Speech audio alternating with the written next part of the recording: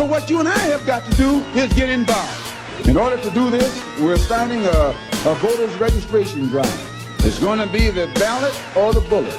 After we get our people registered, we can then organize that voting strength and channel it in the direction that will get immediate results for the benefit of our people. The ballot, or the bullet. Uhuru, this is Brother Brandon from the Ujima People's Progress Party, coming to you live from the Ballots and Bullets video blog. I got my co-host with me tonight. Yes, right. Uhuru, good evening, everybody. This is Brother Namdi. Got a very important updates that we're just trying to share some summations about what's happening in the world. Hey, brother, let's talk about just some of the work that we're doing, some of the current events. Obviously, this has been a period of real struggle. We're starting to see a little dissipation of the mass movement, the mobilizations. But let's talk about the question of organization. You know what I'm saying? Let's talk about Kanye West and how people see that. And, you know, what does a Black Independent Party represent? Is Kanye West in the spirit and tradition of a Black independent political action?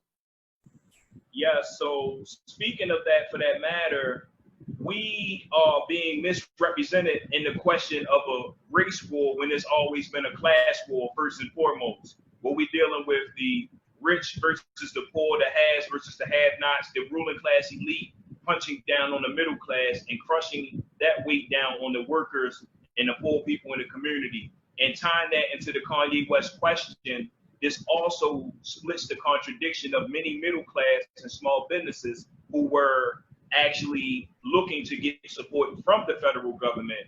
And while still participating in the voting of imperialist parties, they too have been slapped down by the long arm and the brutal fist of capitalism by not receiving not only no percent or little to none paycheck protection program for that matter, but they've also been put in such a casting position or such a binding spot that they will not receive any funding. But yet Kanye West, $1 million, multi-million-dollar business, music, and artist mogul have.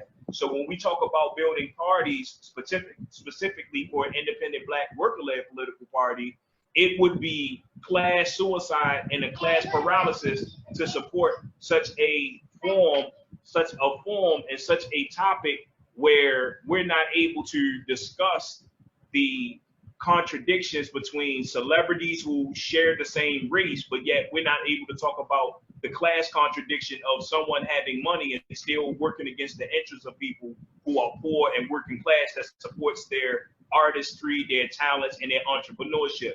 Brother, you want to expand on that as well? Yeah, certainly. Obviously, and you know, you talk on this question of the haves and have-nots.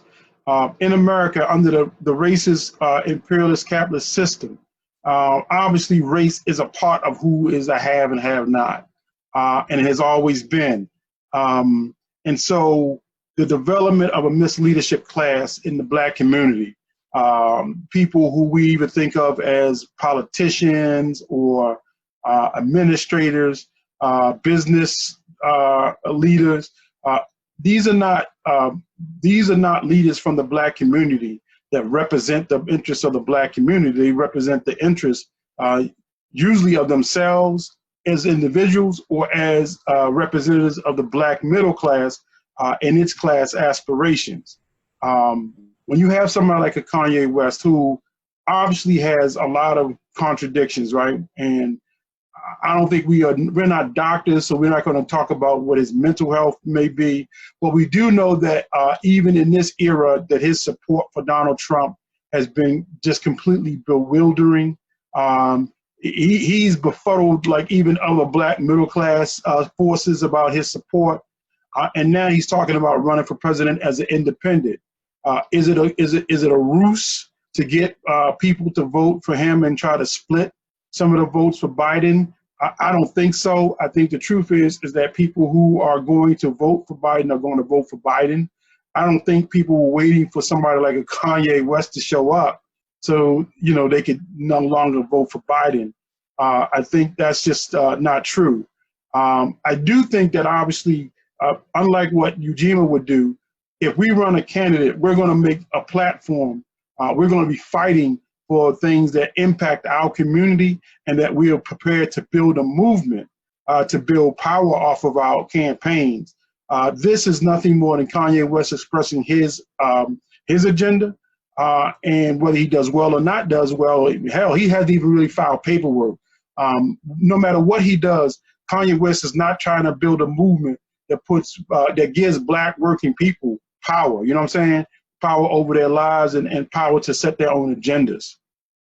Yeah, I think it's actually a mockery looking at the U.S. history, how many celebrities or many moguls and people who have money can easily enter the realms of electoral politics while simultaneously ignoring the fact that many poor and working class folks, particularly Black and even Black women for that matter, in that sign and struggle are often locked out of the question of being able to run. And a lot of times the qualifiers are money, but more importantly, it's the two-party system castigated against them, not just because of the race question, but the class question as well. And if they're fortunate enough to run, we all know that that is also because of the resources that they may be connected to, their class status, and also, again, they may know a few well-to-do good white folks that want to see them in a position to run that may not represent their views, but can disrupt the ideas that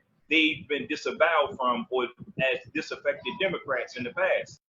Yeah, I think it's also important to recognize this, that Black working class candidates in general, have to be aware of the fact that we can't outspend the capitalists, right? But they should not outwork us, right? They can outspend us, but they cannot outwork us. They should not. And we should be about the business of organizing our community. We should be about the business of organizing Black workers and other working people to build our own working class power. And that regardless of whether we win an election or not, we should be able to come out of every election stronger. And this is something that we've been discussing, not necessarily online, but always amongst our organizers, is that with all the demonstrations going on, all the mobilizations, right, is that the core root of really what organizing is going to be is, what are the demands? How are we going to put demands on this system, right? We've heard slogans like defund the police. There's even it's sloganized to even say to get rid of the police, abolish the police. But these are things that have to really be defined, and it takes organizing, it takes organization, and it takes putting real pressure on the system to address our issues. Otherwise, slogans and even marches by themselves have no power. I agree. A lot of times there are political overtures being made between the oppressor class and the oppressed, but being able to see that the oppressors and the ruling class elite particularly have wisened, it's always, if not wisen up per se, but better organized at using the coaptation and subverted tactics of using compromised elements of the nonprofit sector, and as well as controlled opposition, much in position where there are voters, organizers, and even people who appoint themselves as ground activists that will stand in between the goalposts of Black liberation, self-determination, and also social and economic justice for Black people on colonized, stolen land. And they'll do so. They'll make themselves in between the crosshairs and allow the community to still be played in the game of political football between choosing the lesser of two evil, or as Minister Malcolm said, taking that, putting that knife in your back and taking it out 3 inches and calling it progress. This is what we're dealing with more often than not on terms that we have to come to grips with. So as an organized party and as a party that's getting organized, we know that the mobilization that's happening still have to yield to the fact that we are in an organizing moment, nothing more, nothing less. The mobilization is attempting to not fizzle itself out, but again, what do you do with a machine that has all the money to be able to use the time against the elements of the oppressed people that's taken to the streets? Over time, the weather changed. Over time, jobs are open back up. Over time, they're offering things that are next to plebiscites, which we're not going to the political overtures between the oppressed class and the oppressors, for that matter. Yeah, I think the one thing that we always want people to be aware of, that what we're also trying to do with building a party, getting on the ballot in Maryland, is that we want to build our own black working class instrument, our own political machine that is able to build a network of organizers, right, who are about doing the work on a day-to-day basis. What we're not asking people to do is to quit their work or their organizations to build Ujima, but to be able to help us build Ujima statewide. So you have the ability to use the electoral arena through that ballot access to be able to be consistent with your own political values, to be consistent with not having to sell yourself out or to push an imperialist party, right? What we want is a network so that we can all fight, from where we are, or even support each other throughout the state. We have to be able to build resistance, right? And this is the key. And we're telling people, join this work, get involved. If you're in all parts of Maryland and you feel like you're isolated, it's time to reach out to Ujima. Let's build a network so that we can all support each other in the work that we do, and then utilize the ballot access that we're going to create so you can take your struggle right into the electoral arena and go toe-to-toe with these misleadership and capitalist candidates. Yes, and in closure to that as well, just want to be able to reaffirm after the assessment and our analysis given is that we are not the Black Democrats, Republicans, Libertarians, or Green parties, particularly for that matter. And the reason why that has to be expressed is that we do not get financing from corporations and big philanthropists and people who call themselves or are coined as celebrities and media moguls, because the ideas that we support are not only against their class interests, but it does not support a political agenda which would allow them to exist had we had the position to be able to challenge it and stand firm and strong. So we would like to ask everyone to follow us on Facebook at Ujima People's Progress Party, UPP Maryland. Follow us on Instagram at Ujima Maryland. Follow us on Twitter at Ujima Maryland. Look for us on YouTube at Ujima People's Progress Party as well. We're looking to expand our platform and also reach out to others across the state and the region to be able to build fight back campaigns and win power back to the people, not just through the electoral arena, but through everyday struggle as a 365 party. Brother, you got some comments you want to? Yeah, man. I mean, just like you laid out, brother, I think we got to be able to see ourselves in being in utilizing this instrument, right? If you're out somewhere right now, Eastern Shore, Western Maryland, isolated in communities where there's a lot of hostile forces to Black, working class people. You don't have to be isolated.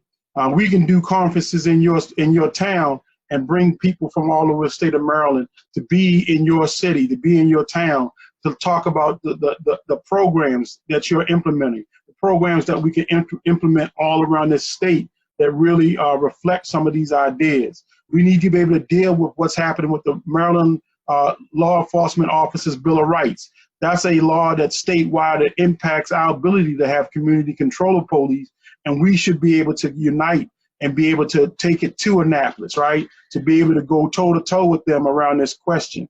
We have to be able to envision a network that serves our interests around the question of working class power and eventually national liberation for our people. These are the things that we need to be thinking about. And if they're allies, of course, we welcome allies to be a part of this process as well. It is a Black worker-led party, and it's not just a Black or brown party. And we want to struggle, you know what I'm saying? White people are going to have to go back into their communities and fight the racism and the capitalism that exists in their community, in their home sometime, right? This is the kind of principal relationship we're trying to build. And this is not something that's going to be easy, but building your own institution allows you to be able to be clear, you know what I'm saying, and have your own independence and not have to make compromises that don't serve you. Absolutely. And for that, this is Brother Brandon from the Ujima People's Progress Party signing out. Uhuru. Uhuru.